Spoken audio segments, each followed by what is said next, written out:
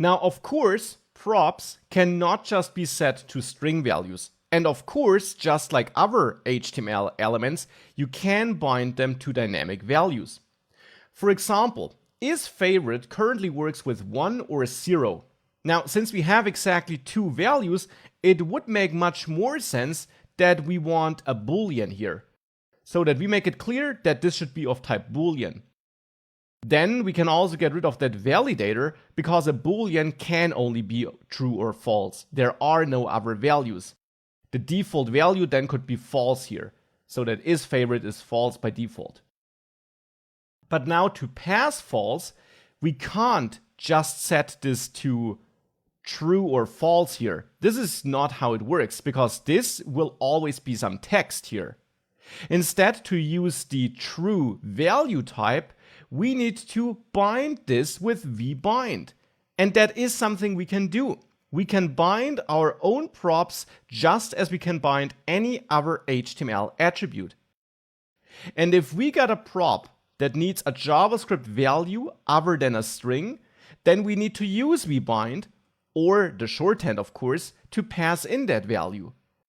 You can of course still also execute any JavaScript expression here, call a method, or whatever you want to do, but you can also use that to pass non-string values.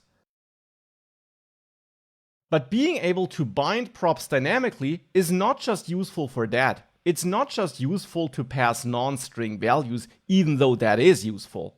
But it's also useful to make those components a bit more dynamic. Maybe you forgot about it already, but we have our friends here in an array inside of our app.view file. Now, wouldn't it be nice if we could use v4 again, but now repeat our own component and then pass in the different data for each loop iteration? Well, turns out you can do that.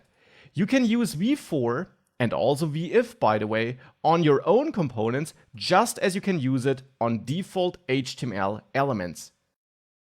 So here, I can loop through my friends like this. And now there's just one important rule. You always need to add a key here. I talked about the key before. Keys are important when you deal with v4.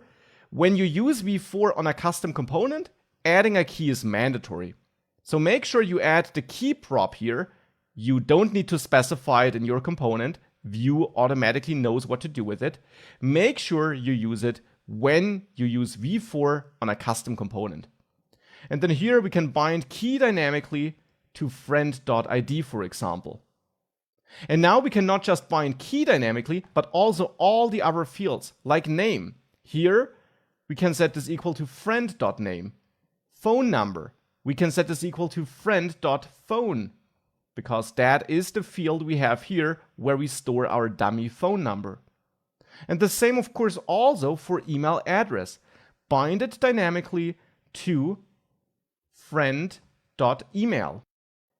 And for the moment, I'll leave isFavorite as it is. We'll work on that again later.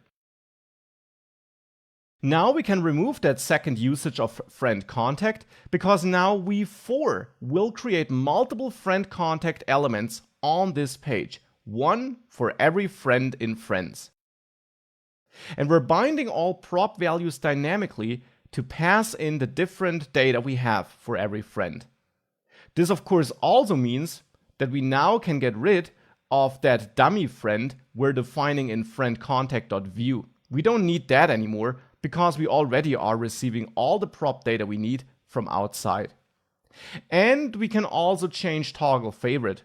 Since isFavorite is now a boolean by default, we no longer should check if it's 1 or 0.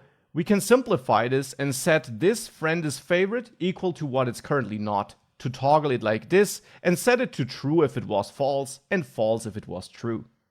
And with all of that, if we now go back, you now see your different data still, but now in two components that are created with v4.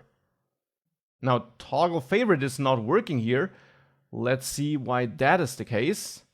Yeah, because this check, of course, is wrong. Since it's a boolean, we should check if it's true or false like this. So if I now adjust this, that now looks better. Now at the moment, both are favorites because I set isFavorite to true here on the friend contact component in general. So for every iteration, we create a new friend contact, but it always has isFavorite set to true. But that is something we'll take care about later. The key takeaway here is that we can use v-for, that we can bind those props to dynamic values, and that now we got an even more reusable component, hopefully making it clearer and clearer why components are that amazing.